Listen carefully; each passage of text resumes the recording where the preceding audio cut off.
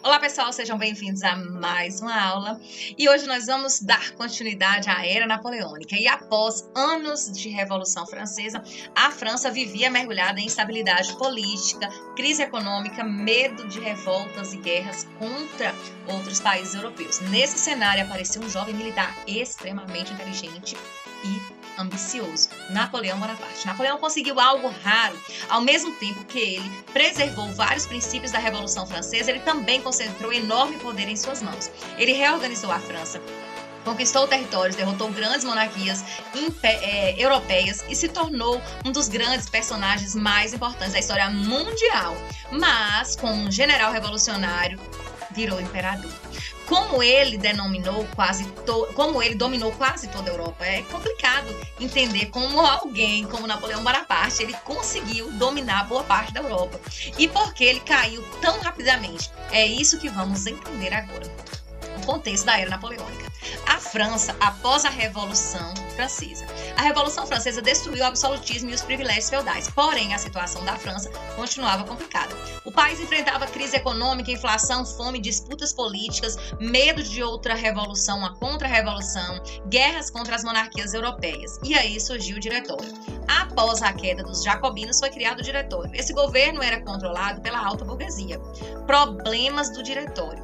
O Diretório, ele sofreu corrupções, instabilidades, revoltas populares, ameaças internas. A população estava cansada do caos. A burguesia queria estabilidade, segurança econômica, proteção da propriedade privada. E aí iniciou a ascensão de Napoleão Bonaparte. Mas quem foi realmente Napoleão Bonaparte? Napoleão Bonaparte ele nasceu na ilha da Córcega e entrou ainda jovem para a carreira militar. Durante a Revolução Francesa, ele destacou-se pela inteligência estratégica, pela rapidez nas batalhas e pela capacidade de liderança. Ele tinha um enorme prestígio militar. Napoleão venceu campanhas importantes contra os austríacos, contra os italianos, contra inimigos da França revolucionária e ele se tornou um herói nacional muito jovem. Ele foi símbolo de estabilidade para a França. Os franceses eles se sentiam protegidos através do controle de Napoleão Bonaparte. E foi aí que Napoleão deu o golpe do 18 de Brumários. Em 1799, aconteceu o golpe do 18 de Brumários. Que significa esse 18 de Brumários? Brumários era um mês do calendário revolucionário francês. O golpe ocorreu em 18 de novembro de 1799, no calendário tradicional. O golpe com apoio da burguesia e do apoio, ou seja, o golpe Brumário naquele período, para eles era o mês de novembro, o golpe de 18 de novembro. Com o apoio da burguesia, do exército, de políticos modernos, ocorreu esse golpe. Napoleão ele derrubou o Diretório. Quais foram as consequências? Esse golpe encerrou oficialmente a Revolução Francesa. Iniciou-se a Era Napoleônica, iniciou também um período chamado Consulado. A organização do governo foi criada, o Consulado francês. Teoricamente, haviam 3 cônsules, mas quem realmente mandava... Vou dar uma chance de vocês, para vocês acertarem quem era que mandava entre os 3 cônsules. Dou-lhe uma, dou-lhe duas, dou-lhe 3. Quem falou Napoleão Bonaparte acertou. Como primeiro cônsul, ele quem tomava as decisões mais importantes, ele quem mandava. Quais eram os objetivos de Napoleão? Napoleão ele queria estabilizar a França, fortalecer a economia, evitar novas revoltas e fortalecer a burguesia, consolidar e consolidar essa conquista da Revolução Francesa. Será que era só isso mesmo na verdade de Napoleão? Mais, ele queria se tornar imperador. Houve também nesse período reformas econômicas. Napoleão criou o Banco da França com o objetivo de controlar a inflação, a organização das finanças e fortalecer a moeda francesa. E isso ajudou realmente a estabilizar a economia francesa. Mas ele também queria, em prol disso, a centralização do poder nas suas mãos. O que era? Nós estávamos saindo de um rei absolutista e entrando na Era Napoleônica, que ele queria a centralização do poder, mas não era como Luís XVI. Napoleão fortaleceu muito o governo central. Ele controlava os ministros, escolhia os funcionários, controlava as províncias, ampliava a censura contra ele. Ninguém podia falar mal de Napoleão não, viu? Era proibido falar mal de Napoleão. Mesmo mantendo algumas ideias revolucionárias, ele governava de forma bem autoritária. O que foi a Concordata de 1801? Napoleão ele assinou um acordo com a Igreja Católica. A Concordata de 1801 O que aconteceu? Para que isso foi importante? Durante a Revolução Francesa houve grandes conflitos religiosos. Vocês sabem que o clero estava envolvido na Revolução Francesa. O que Napoleão queria? Ele queria pacificar o país, recuperar o apoio dos católicos. E o acordo foi: a igreja voltou a atuar na França, mas o governo continuava superior. Napoleão mantinha forte controle político. E aí ele criou o Código Civil Napoleônico. Uma das maiores obras de Napoleão foi o Código Civil Napoleônico. O objetivo era criar leis únicas para toda a França. Antes, cada região possuía leis diferentes. Principais características: o Código Napoleão estabelecia a igualdade jurídica, fim dos privilégios feudais, direito à propriedade privada, liberdade econômica. Contradições desse código: apesar dos avanços, mulheres continuavam subordinadas aos homens. Direitos políticos eram limitados e a importância histórica que teve Napoleão. Napoleão, ele influenciou leis em vários países da Europa e da América também.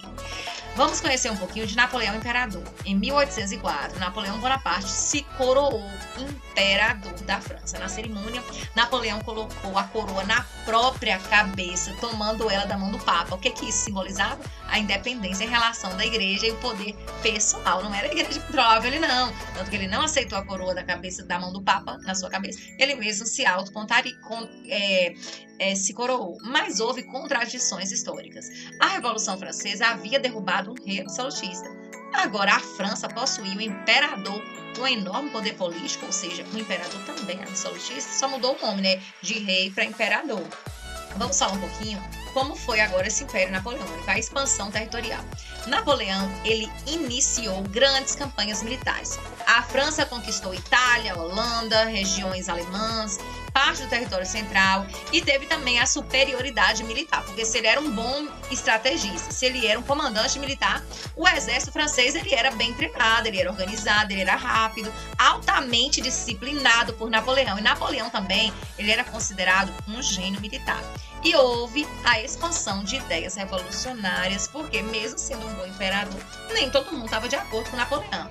Mesmo sendo imperador, Napoleão espalhou o fim do feudalismo, uma igualdade perante a lei de liberdade, nacionalismo. E as consequências foi que muitos territórios conquistados aboliram os privilégios feudais, modernizaram administrações, fortaleceram sentimentos nacionais.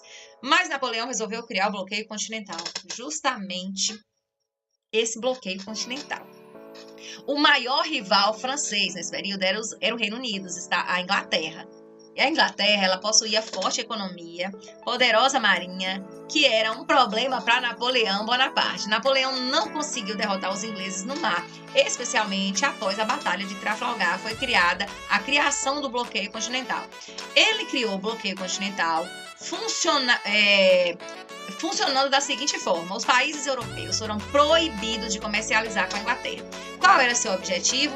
Destruir economicamente os ingleses. Qual a consequência disso? O bloqueio gerou contrabando, crise econômica, insatisfação em vários países e muitos governos, anotem isso aí, desobedeceram Napoleão Bonaparte. Só que aí ele resolveu invadir a Rússia, que também desobedeceu o bloqueio continental. A Rússia voltou a negociar com a Inglaterra e Napoleão decidiu invadir o território russo. E os russos usaram uma estratégia chamada estratégia de terra arrasada. Os russos destruíram plantações, cidades, estoques de alimento, e o objetivo era impedir o abastecimento do exército francês. E aí veio a calhar também o inverno russo. O exército francês sofreu frio extremo, fome, doença, falta de suprimento. O resultado? A campanha foi desastrosa. Milhares de soldados morreram e esse episódio marcou o início do declínio de Napoleão. Houve, em seguida disso, a queda de Napoleão Bonaparte. Após a derrota para a Rússia, vários países europeus se uniram contra a França. Napoleão começou a perder batalhas sucessivas e aí houve a primeira abdicação de Napoleão Bonaparte ao trono. Em 1814, Napoleão Bonaparte ele foi obrigado a abdicar do trono, desistir do trono e pedir para sair. Nesse período ele foi exilado, ele foi colocado lá de escanteio, expulso lá para essa ilha chamada Ilha de Elba. Mas Napoleão não estava satisfeito. Ele voltou, ele conseguiu voltar. Napoleão conseguiu fugir de Elba, retornou à França em 1815. Esse período ficou conhecido como Governo dos 100 Dias. Ele teve o apoio popular e parte do povo e do exército ainda admirava Napoleão. Ele recuperou rapidamente o poder. Mas aí veio a Batalha de Waterloo. As potências europeias reagiram imediatamente. Em 1815 ocorreu a Batalha de Waterloo.